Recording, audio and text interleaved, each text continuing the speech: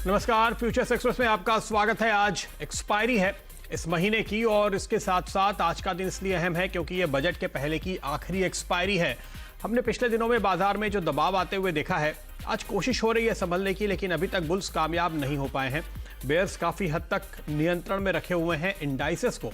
ये मैं इसलिए कह रहा हूं क्योंकि अगर आप ब्रॉड मार्केट पे नजर डालेंगे तो हालात इतने बुरे नहीं है। 50-50 का इक्वेशन चल रहा है, लेकिन इंडेक्स चाहे निफ्टी देखिए या बैंक निफ्टी देखिए, दोनों दबाव में हैं और यहां पर कोई बाउंस आता हुआ नजर नहीं आ रहा है।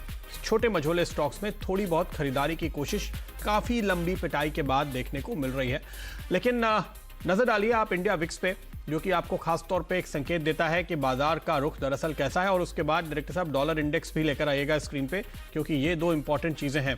तो देखिए, इंडिया विक्स थोड़ा ऊपर से घटता हुआ नजर आ रहा था और उसकी वजह से हम बाजार में बाउंस की कोशिश ले रहे थे, लेकिन ये फिर से ऊपर की ओर घूम रहा है। और फिलहाल एक बात जरूर ध्यान में रखने वाली है कि 23.5-24 के ऊपर अगर इंडिया विक्स बना रहता है तो ये एक काफी बड़े उछाल की ओर जाने का संकेत देता है। डॉलर इंडेक्स भी लगातार 90-50 के ऊपर बना हुआ है, 91 के करीब जाने की कोशिश में, और ये भी अमूमन बाजार के लिए कोई अच्छा संकेत नहीं होता है। तो पशोपेश में है ट्रेडर्स फिलहाल, ओवरसोल्ड मार्केट। लेकिन क्या करना चाहिए आपको, ये हम आपको बताएंगे। निफ्टी बैंक निफ्टी में आपकी स्ट्रैटेजी और किन स्टॉक्स पर बन रहे हैं इस समय ट्रेडिंग के मौके, इन सब पर होगी नजर। एलकेपी सिक्योरिटीज के गौरव बिस्सा आपको बताएंगे आज के कॉल्स। बजट से इंफ्रा सेक्टर की क्या है उम्मीदें, ये भी हम खास तौर पे आज इस शो में चर्चा करेंगे। बजट के लिए अब 2 दिन या यूं कहिए 1.5 दिन बाकी हैं। आज का दिन आधा और कल का दिन, उसके बाद सोमवार को होगा बजट। कल आएगा इकोनॉमिक सर्वे भी, उस पर भी हमारी नजर होगी। लेकिन लगातार खबरें देखिए निकल कर आती जा रही हैं। अभी हम कुछ देर पहले आपको ये जानकारी दे रहे थे कि हेल्थ केयर सेक्टर के लिए किस तरह की छूट निकल कर आती है। आगे हम इंफ्रा सेक्टर की बात करेंगे, लेकिन सबसे पहले बात करते हैं उन शेयरों की जो आज सबसे ज्यादा फोकस में है वायदा कारोबार के लिहाज से। तो दबाव देखने को मिल रहा है बाजार में। ऐसे में शॉर्ट्स की बात पहले, पीएनबी और बैंक ऑफ बड़ौदा, ये दो सरकारी बैंक जहां पर आप दबाव बना हुआ देख रहे हैं। बैंक ऑफ बड़ौदा के कल नतीजे आए, एनपीएस बढ़ते हुए दिखाई दिए हैं।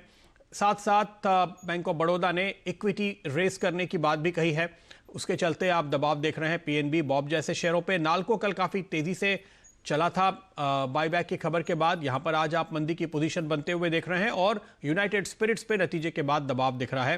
ध्यान रखिए, आपकी स्क्रीन पर जो पोजीशंस आ रही हैं वो जनवरी की हैं, लेकिन ये जो स्टॉक्स मैंने चुने हैं आज अपनी लिस्ट में, वो ऐसे स्टॉक्स चुने हैं जो फरवरी में भी पोजीशन मंदी की तरफ बनने का रुझान बता रहे हैं।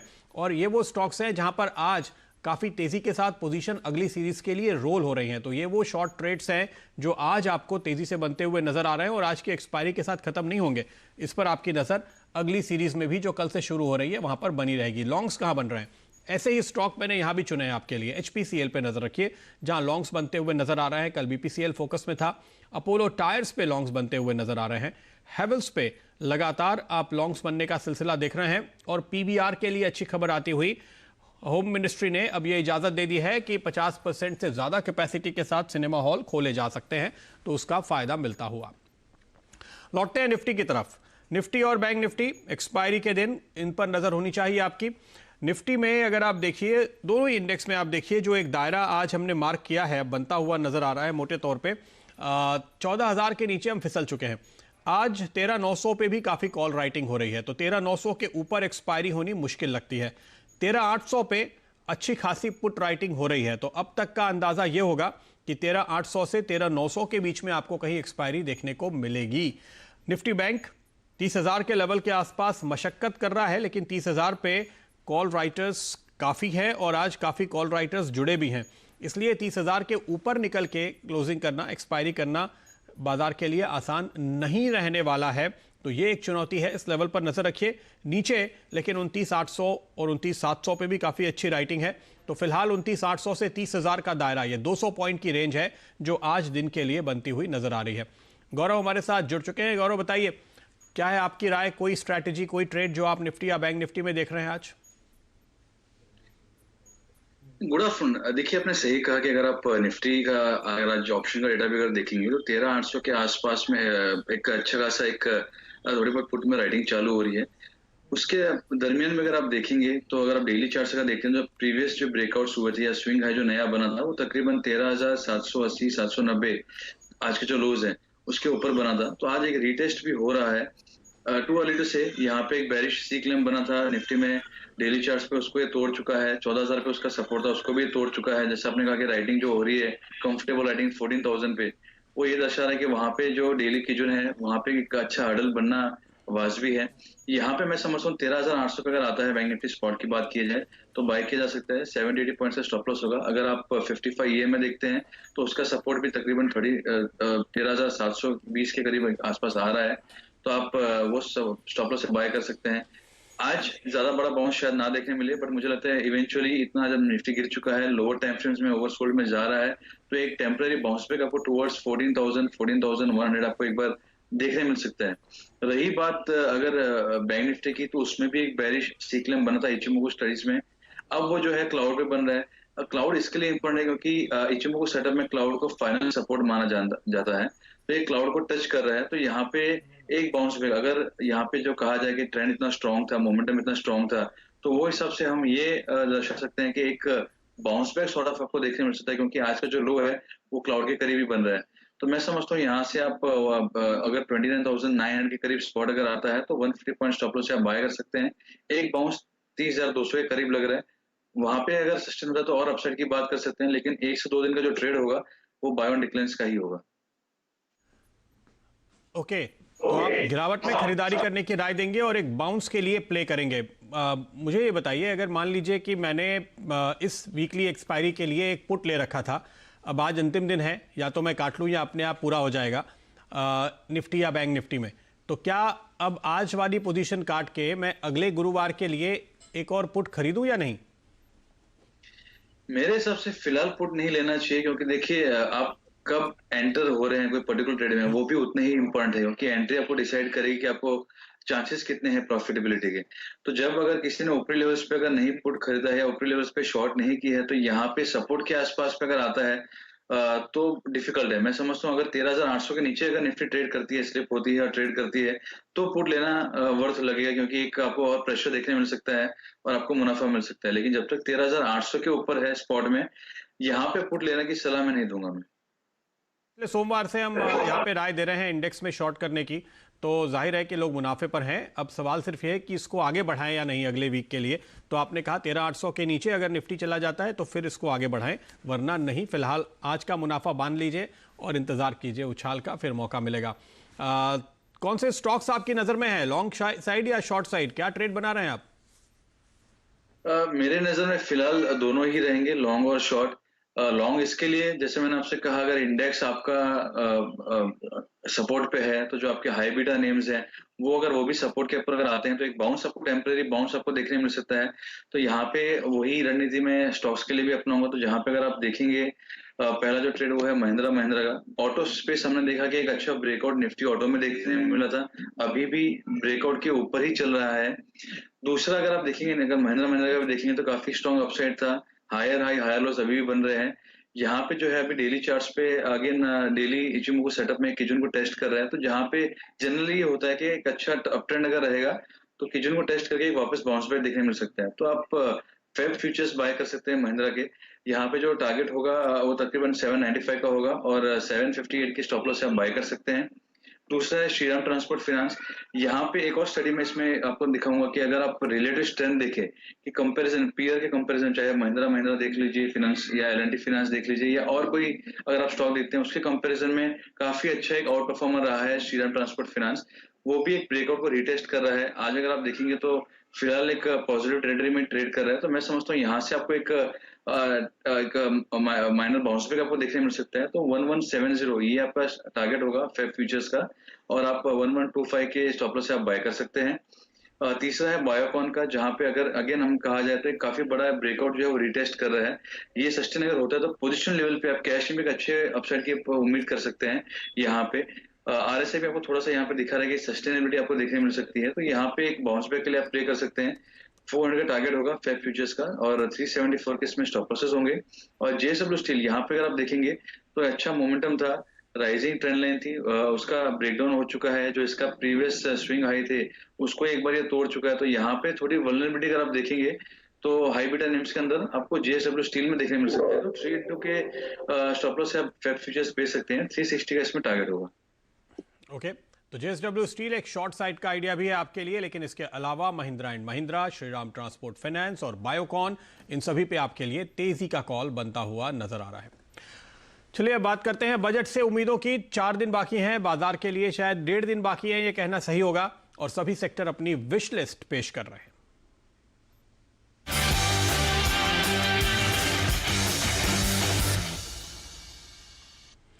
सुमित मेरे सहयोगी मेरे साथ जुड़ चुके हैं। सुमित, स्वागत है आपका। सभी लोग कह रहे हैं कि पंप प्राइमिंग करने की जरूरत है, इकोनॉमी को तेजी में लाने की जरूरत है, और उसके लिए सरकार को बड़ा निवेश करना चाहिए इंफ्रास्ट्रक्चर सेक्टर में, और इनडायरेक्टली भी और निवेश बढ़े इसके लिए प्रयत्न करने चाहिए। क्या है आपके अनुमान? देखिए, सबसे बड़ा सेक्टर मेरे पास आया है इंफ्रास्ट्रक्चर। इसका दायरा शिपिंग से लेकर टेलीकॉम से लेकर रोड से लेकर बाकी अटके प्रोजेक्ट्स तक इस तरह का दायरा है। तो इस सेक्टर में उम्मीदें भी काफ़ी बड़ी हैं कि बड़े निवेश यहाँ पर आते हुए दिखाई पड़ सकते हैं। अलग अलग जो फाइनेंशियल इंस्टीट्यूशंस है वो शायद अपनी स्पेंडिंग इस बजट के अंदर शायद बढ़ाएंगे। सबसे पहले डेवलपमेंट फाइनेंशियल इंस्टीट्यूशन, इसकी फॉर्मेशन की बातचीत यहाँ पर होते हुए दिखाई पड़ रही है। शायद ऐसा कुछ हो जो फर्दर डेवलपमेंट को लेकर एक बूस्ट दे सकता है। एनआईपी यानी कि नेशनल इंफ्रास्ट्रक्चर पाइपलाइन जो है, उसके तहत एलोकेशन और बढ़ने का अनुमान है। रफली 4 से लेकर 5 लाख करोड़ के आसपास का एक एलोकेशन यहाँ पर और हो सकता है। तो ये एडिशनल अगर इन्वेस्टमेंट होता है तो इंफ्रास्ट्रक्चर के प्रोजेक्ट्स जो हैं उनके ऊपर ज़्यादा कामकाज होता हुआ दिखाई पड़ेगा, और जो अटके हुए प्रोजेक्ट्स हैं उनको और फर्दर बूस्ट मिल सकता है। इसके अलावा जो म्यूनसिपल बॉन्ड है उसका एक दायरा बढ़ सकता है, और शायद जो स्टेट डेवलपमेंट्स हैं या फिर जितने भी अर्बन डेवलपमेंट हैं उनको लेकर इसकी फंडिंग हो सकती है। ये एक और चीज़ है जिसके ऊपर बजट में फैसला ऐसा ब्रोकर मान के चल रहे हैं। IIFCL जिसपे जीसेक के थ्रू आप पैसा डाल सकते हैं, यानी कि जो क्रेडिट गारंटी इन्हेंसमेंट कॉर्पोरेशन है उसके थ्रू जो पैसा है वो फर्दर और बढ़ सकता है। इसका दायरा और बढ़ाया जा सकता है और ज़्यादा चीज़ों को इसके अंदर शामिल किया जा सकता है। और इसके अलावा 2 और बड़े काम जो इस बजट में ब्रोकर्स मान के चल रहे हैं, रिपोर्ट्स मान के चल रही हैं, उसके लिहाज से भारतमाला प्रोजेक्ट के लिए और ज़्यादा राशि एलोकेट की जा सकती है। ये अगर होता है तो तमाम वो कंपनियां जो कि इससे एसोसिएटेड हैं, पिलिंग बिजनेस के अंदर, इंफ्रास्ट्रक्चर बिजनेस के अंदर, डैम बिजनेस के अंदर, उसको एक इंपैक्ट करती हुई दिखाई पड़ेंगी। और इनविट के जरिए NHAI के प्रोजेक्ट में फर्दर निवेश हो सकता है। रिसेंटली हमने ये भी सुना था कि पावर ग्रिड भी इनविट लाने की बातचीत कर रहा है, और अगर इनविट का दायरा और बढ़ता है और कंपनीज के अंदर इन्वॉल्व होती हैं और ज़्यादा इंफ्रास्ट्रक्चर रिलेटेड कंपनीज इनविट का इस्तेमाल करती हैं, तो शायद फंडिंग और ज़्यादा ईज आउट होते हुए दिखाई पड़े। इसलिए पूरे सेक्टर में आप रोड से रिलेटेड कंपनीज के ऊपर या फिर इंफ्रास्ट्रक्चर से रिलेटेड कंपनीज के ऊपर, कैपिटल गुड्स से जुड़ी कंपनियां जैसे कि सीमेंस जैसी, श्नाइडर जैसी जो कंपनीज हैं, इनके ऊपर आप नज़र बना के रख सकते हैं। और लास्टली आप रेलवे से रिलेटेड इंफ्रास्ट्रक्चर जो है, क्योंकि उसका बजट भी अब साथ में ही आता है, तो उसमें भी अगर गवर्नमेंट स्पेंडिंग बढ़ाती है तो रेलवे इंफ्रास्ट्रक्चर से जुड़ी हुई जो कंपनियां हैं उनके ऊपर नजर रखें, शायद वहां पे एक अच्छा मूव आता हुआ दिखाई पड़े। जी हाँ, तो फंडिंग के लिए क्या क्या रास्ते निकाले जाते हैं? डेवलपमेंट फाइनेंशियल इंस्टीट्यूशंस एक ज़माने में हुआ करते थे, IDBI जैसे, जो बाद में बैंक में कन्वर्ट हुए, और अब तो इसके प्राइवेटाइजेशन की तैयारी है। नया इंस्टीट्यूशन कैसा हो सकता है? कोई नेशनल बैंक इंफ्रास्ट्रक्चर के लिए बनाने की बातें कही जा रही हैं। इन सभी खबरों पर हमारी नज़र होगी बजट के दिन। ये सारे स्टॉक्स, इन पर आपको पूरी राय हम फिर से देंगे। लेकिन शुक्रिया सुमित आपका इस पूरे अपडेट के लिए। इंफ्रास्ट्रक्चर सेक्टर पे जो फोकस में बना रहेगा बजट के दिन यानी सोमवार को भी। फिलहाल बाजार पे एक नज़र जल्दी से डालते हैं। बैंकिंग स्टॉक्स पे खास तौर पे फोकस बना हुआ है, क्योंकि जिस तरह से एक्सिस बैंक ने नतीजे के बाद आज निचले स्तरों से तेजी दिखाई थी, अब देखिए ये 5.5% ऊपर ट्रेड करता हुआ आपको दिखाई देगा। अब कोशिश कर रहा है ICICI बैंक भी अपने नुकसान को कम करने की, और ये वजन के लिहाज से काफ़ी महत्वपूर्ण है, क्योंकि ICICI बैंक का वजन ज़्यादा है, वेटेज ज़्यादा है निफ्टी में, बैंक निफ्टी में, तो इसका इम्पैक्ट ज़्यादा देखने को मिलेगा। इस पर भी नज़र रखिए। हमारे लिए फिलहाल एक छोटे से ब्रेक का वक्त हो चुका है। ब्रेक के बाद बात करेंगे वायदा कारोबार के कुछ और ट्रेड्स की।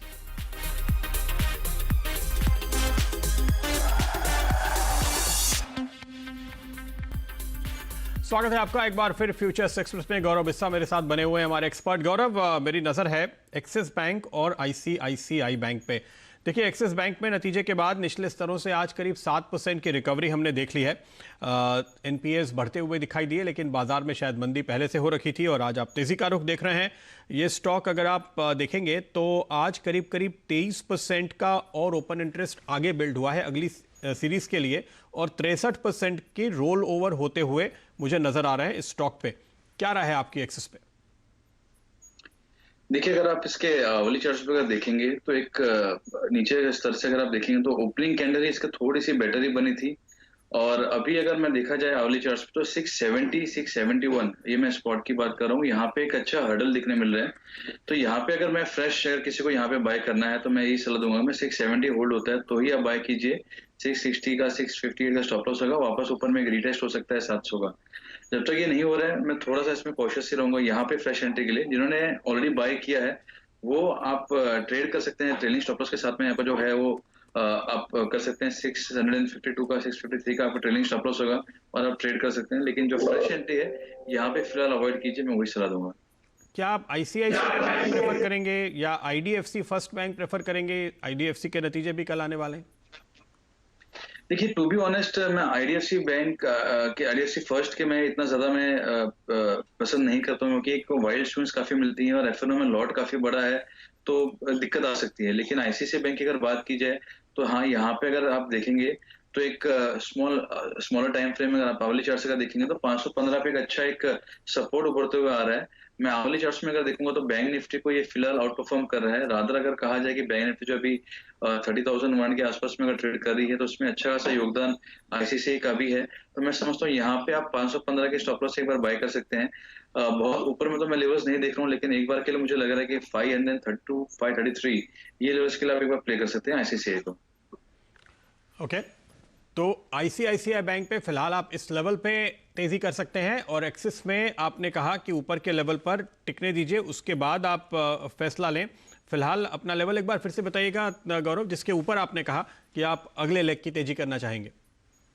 देखिए अगर एक्सिस की बात की जाए तो मेरा जो प्रेफरेंस रहेगा वो है 670 का, क्योंकि अगर आप देखेंगे वहां पे एक अच्छा हर्डल था। उसमें वहां पे अगर सस्टेन हो जाता है तो आप 660 के स्टॉप लॉस से आप बाय कर सकते हैं। मे बी 662 अगर रिस्क ट्रेडर को है तो, लेकिन 670 के ऊपर होल्ड होता है उसके बाद में बाय कीजिए। ऊपर में 695 से 700 के लेवल्स वापस एक बार अटेम्प्ट कर सकता है। आपके फेवर में बैंक निफ्टी भी रहेगा, क्योंकि बैंक निफ्टी जैसे आपसे मैंने कहा कि अगर आप फ्यूचर्स देखते हैं तो आवली चार्ट पे बुलिश हार्मोनिक बना है, डेली चार्ट्स पे एक क्लाउड से बाउंस बैक ले रहा है। तो उसमें अगर हम बाउंस के लिए प्ले करें तो कौन से ऐसे स्टॉक हम देख सकते हैं जो बैंक निफ्टी में अच्छा परफॉर्म कर सकते हैं। तो अगर 670 होल्ड करता है तो यस आपका एक्सेस हो सकता है, और करंट लेवल से आईसीआईसीआई बैंक भी एक अच्छा आपका लेवल हो सकता है 10 से 12 रुपए के ट्रेड के लिए। ओके गौरव, बहुत बहुत शुक्रिया आपका हमारे लिए वक्त निकालने के लिए और ये सारे कॉल्स देने के लिए। फिलहाल आपसे लेंगे इजाजत और जाते जाते आपको बता दें सीएनबीसी आवाज और नेशनल स्टॉक एक्सचेंज एक विशेष मुहिम इन्फॉर्म्ड इन्वेस्टर लेकर आए हैं, जिसका मकसद है निवेशकों में जागरूकता को बढ़ावा देना। जब आप किसी ड्राइवर को हायर करते हैं तो सबसे पहले उसका ड्राइविंग लाइसेंस चेक करते हैं। ठीक उसी तरह ध्यान रखें, जब आप बाजार में ट्रेडिंग करने जा रहे हैं तो सिर्फ अधिकृत ब्रोकर के जरिए ही आप अपनी ट्रेडिंग करें। थोड़ी सी चूक से आप अपनी जमा पूंजी से हाथ धो बैठेंगे।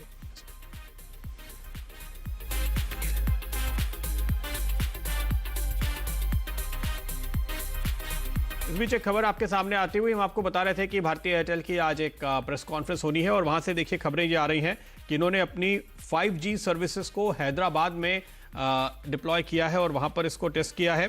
और कंपनी का ये कहना है कि एक महीने में या इसी महीने में मेरे ख्याल से वो अगले फरवरी महीने की बात कर रहे हैं 5G नेटवर्क को लॉन्च करने के लिए तैयार होंगे। उनका कहना है कि वो हैदराबाद में इसको डेमोन्स्ट्रेट कर चुके हैं।